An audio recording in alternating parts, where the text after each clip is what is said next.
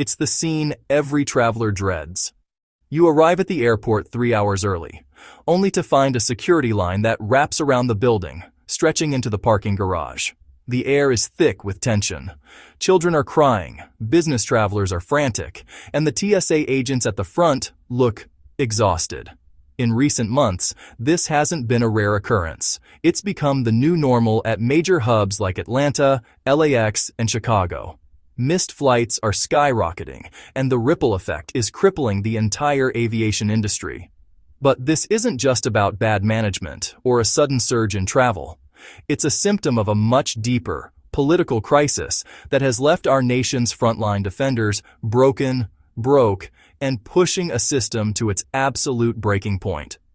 Today, we're pulling back the curtain on the TSA staffing crisis, how government shutdowns are the hidden weapon destroying airport efficiency, and the shocking new plan by the administration to use armed immigration agents to perform TSA jobs. You won't want to miss this.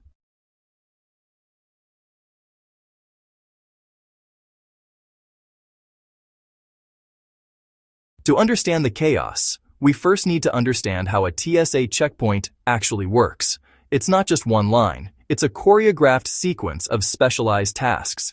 If one part of the chain slows down, the entire system grinds to a halt. When you see a TSA line, you're usually seeing a shortage in trained personnel at one of these key stations, most often the specialized X-ray operators or the officers managing the bag searches. For years, the TSA has struggled with some of the highest attrition rates in the entire federal government. It's a high-stress, lower-paid job with inconsistent hours. Even in good times, they are constantly hiring to fill the gaps. But when a government shutdown happens, the system doesn't just strain, it collapses. When the federal government shuts down, TSA officers, along with air traffic controllers and customs agents, are deemed essential. This means they must report to work.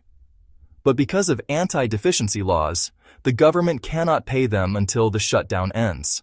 They are working for $0 paychecks, with no idea when they will get their next one. Imagine being asked to pay for gas to get to work, to pay for childcare while you're at work, while receiving nothing in return, weeks at a time. This financial stress leads to what the media calls sick outs.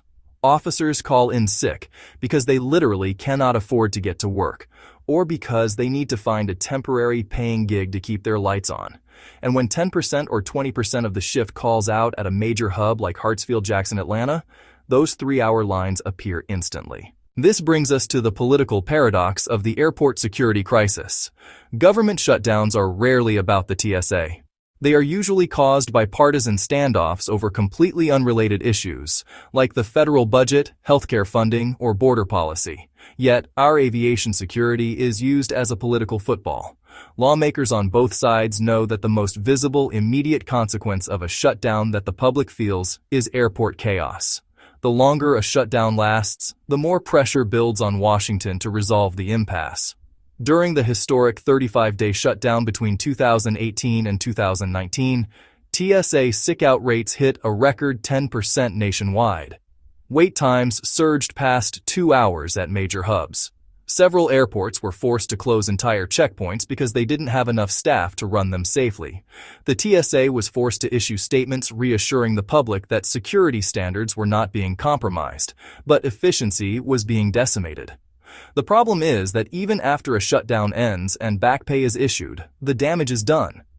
Many experienced officers, unable to weather the financial uncertainty again, leave the agency permanently. This leaves the TSA in a perpetual cycle of hiring and training new, less experienced officers, further reducing overall efficiency. You might be thinking, why not just hire more people quickly?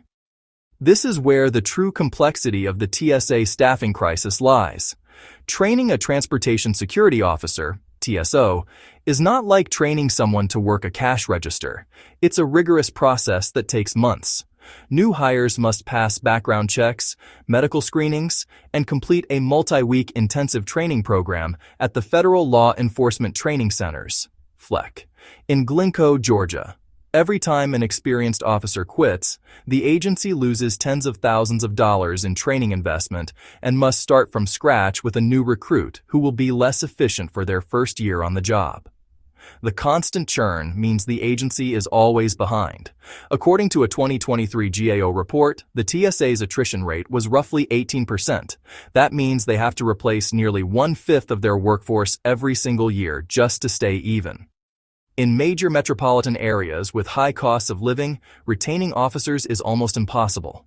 Why work for $40,000 a year at LAX, facing the stress of a potential shutdown, when you could earn more as a security guard in a private warehouse? The TSA is competing for labor, and right now, they are losing. When a shutdown hits, it's not just a delay. It's an accelerator for a process that is already broken. This brings us to the latest, perhaps most desperate development in this ongoing saga. Facing mounting pressure from catastrophic delays and the public's rising anger, the current administration has announced a controversial new plan. They intend to deploy ICE, Immigration and Customs Enforcement agents, to perform TSA functions. Under this plan, hundreds of immigration enforcement agents will be shifted from their primary duties to manage non-screening duties at the airports, such as managing lines, verifying IDs, and staffing the exit lanes. The goal is to free up certified TSA TSOs to focus entirely on operating the X-ray machines and body scanners, the special tasks that are currently bottlenecking the entire system. The backlash has been immediate and severe.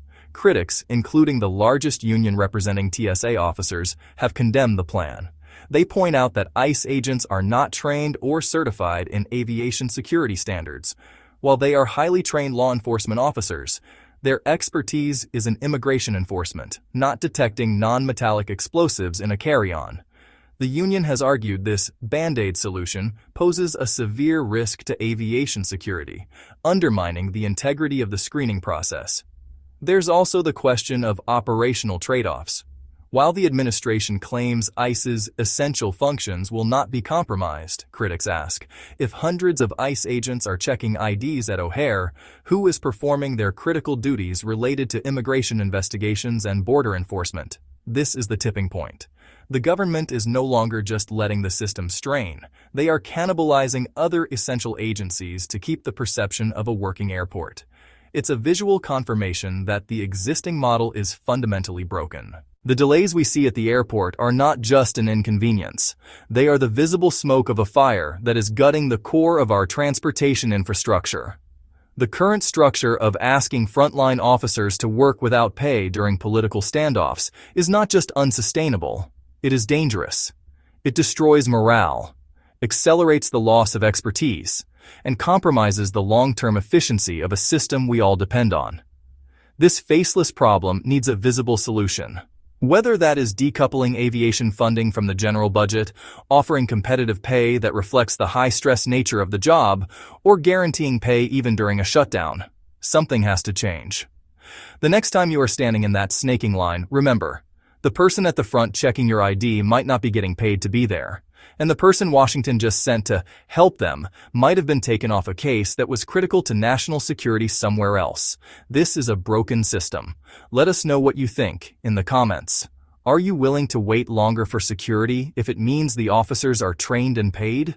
Or is the current administration's desperation a sign that privatizing the entire system is the only way forward? Subscribe for more deep dives into the invisible systems that run our world. We'll see you in the next one.